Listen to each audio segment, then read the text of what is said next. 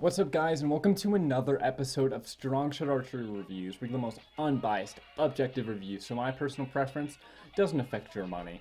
Today we're going to be adding to the Everything You Need to Know series because we got the new Hoyt Carbon RX3. We've been waiting so eagerly to see what Hoyt had in store for this year, and now we're here. Before we get into it, I just want to give a quick thank you to Bear Creek Archery, who's the sponsor of this video and also, the provider of the Carbon RX3. If you're looking into getting a new bow and you're in the Denver area, I'd highly recommend you stop by Bear Creek Archery and say hi. Or you can check them out at bearcreekarchery.com. Now onto the reason that all you guys are here. Let's get into it. So the first thing I'd say about the Carbon RX3 is it's carbon. It has a carbon riser on all three of the models. And yes, there are three separate models. The normal Carbon RX3, the Carbon RX3 Ultra, and the Carbon RX3 Turbo. All these separate versions come in different sizes and specs. In the future, I hope to compare all three of these versions to see which one will be better for you. So make sure to subscribe and turn on post notifications so you can get notified whenever I post. But for today, we're just going to be sticking with the standard Carbon RX3. Let's start with the basic specs. The axle to axle comes in at a surprisingly small length of 30.5 inches. Compared to their other flagship hunting bows, this is fairly small. It makes me wonder if this is Hoyt's reaction to the success of the Mathews Tri-Ax, which is also really small at only 28 inches axle to axle. The brace height is 6 inches and has a bow weight of 3.9 pounds, which is exactly the same as the RX1 from last year. Now let's talk about if this bow will fit you. The draw length options are from 25 to 28 inches for the number 2 cams and the 27 to 30 inches for the number 3 cams. This bow has a huge range of draw weight from 30 to 80 pounds, which is incredible. The RX3 also has let-off choices of 80 and 85%. The MSRP on this Hoyt is about $1,699. That's about $50 more than last year's RX1. And a lot of the basic specs are fairly similar to the RX1, but that doesn't mean a lot since there are a lot more new features to this bow. First, let's talk about the new cam system. The RX3 comes with the ZT Pro Cam, and there's also a ZT Turbo Pro Cam that comes with the RX3 Turbo, but not the standard RX3 or the Ultra. Let's take a step back and look at the RX1 draw force curve before we show the RX3 draw cycle. You can see that it drops into the valley pretty soon, which creates a smooth draw and makes it easy to control since it's not dropping off dramatically at the end of the draw. When we overlay the RX3 draw force curve, you can see that it is very similar. It looks like Hoyt shaved off some power at the beginning and the end of the draw cycle. Overall, that should make this cam slightly smoother and easier to control into the wall.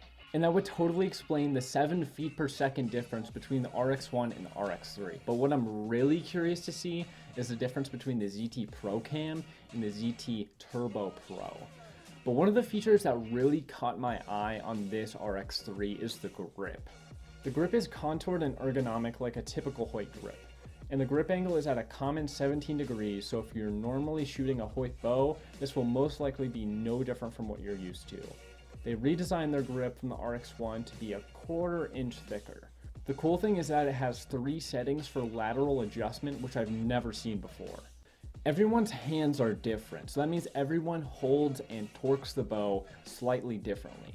Having an adjustable grip gives you the power to compensate for your natural torque and make your arrow fly as straight as possible. If you've ever watched any of my other videos, you know my love for adjustability, especially in the grip. It's one of the few points you actually contact the bow, so it can really make or break whether a bow works for you. So if you make that adjustable, that's even better.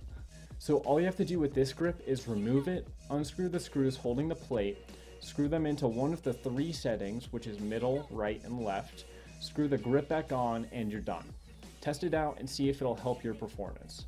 Personally, I would prefer some type of rail system so I could really fine tune, but I understand why they would have specific settings. The key thing to remember with the grip is consistency is always more important than comfort.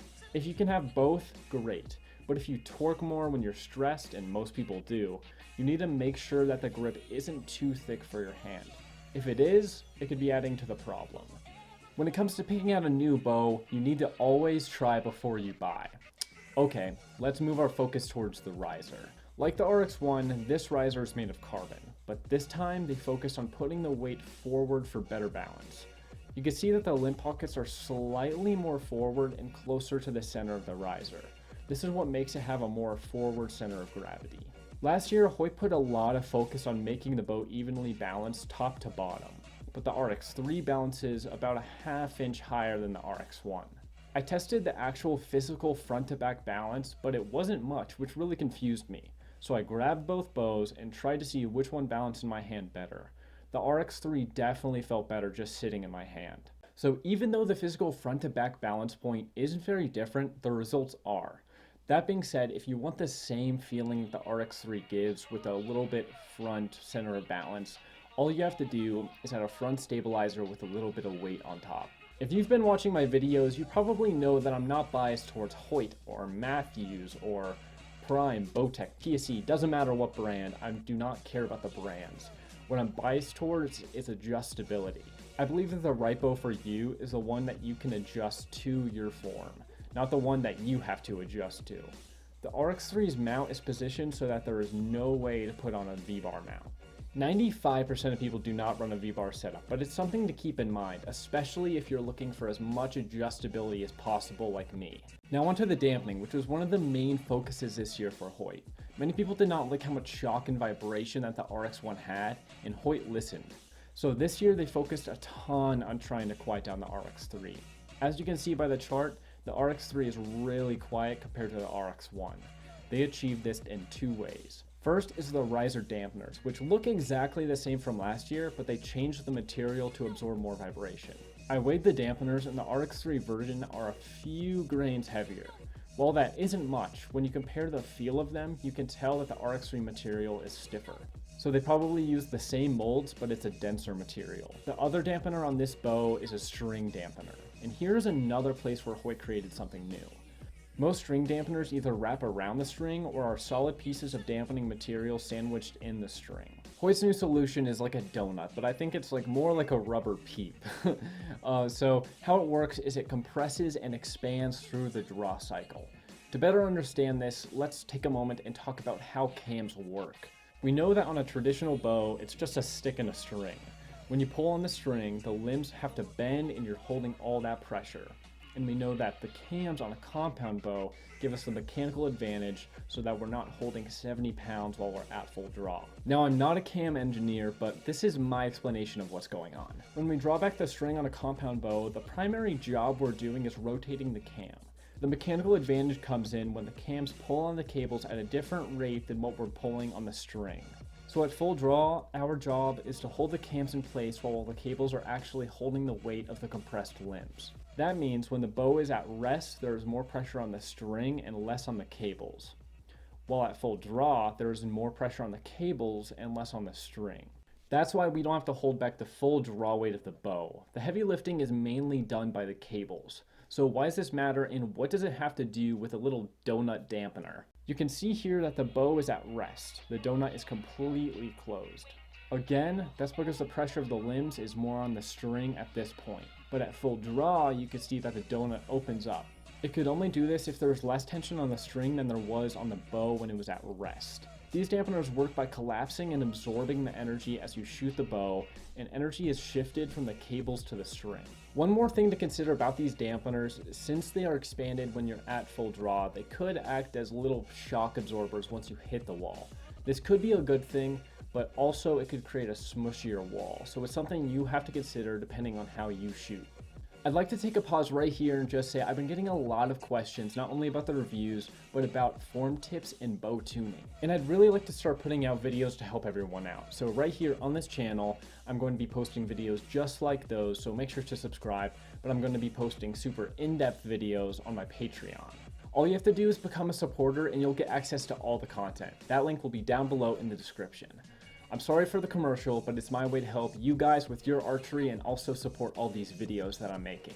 So this time of year every year, the question is what new bows are coming out and are they worth it? I can't decide that for you, but I can tell you what things you should consider when looking at the Hoyt RX3. First, the carryovers from the RX1. You have a carbon fiber riser that creates a lightweight 3.9 pound bare bow with a huge range of draw lengths and draw weights. Axle axle has been shortened, and we've seen the data that confirms that the Hoyt's dampening changes have worked. The draw cycle has been tweaked slightly, which shaved off a few feet per second, but this helps the bow be more controllable into the wall. The more control that you have, the more consistent you'll be. The grip is the radical new feature on this bow. I love this option, and I hope they'll expand this adjustability in the future. Keep in mind that the grip is a little thicker, so make sure that it's right for you.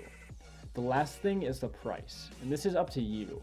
This is a top of the line bow with a top of the line price. You need to go to your local range and shoot it before you know it's the best bow for your needs. It's your job to tell whether these extra features are worth the price.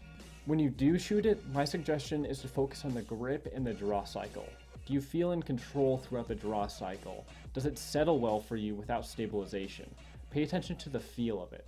Thank you all so much for watching. Make sure to check that Patreon link down below. And right after this, I'm going to be working on my Helix video. And right after that, in a few days, there's the new Matthews release. So that'll be a video as well. So make sure to subscribe and turn on post notifications so you get notified whenever I post. Thank you guys so much for watching, and I'll see you guys in the next one. Later.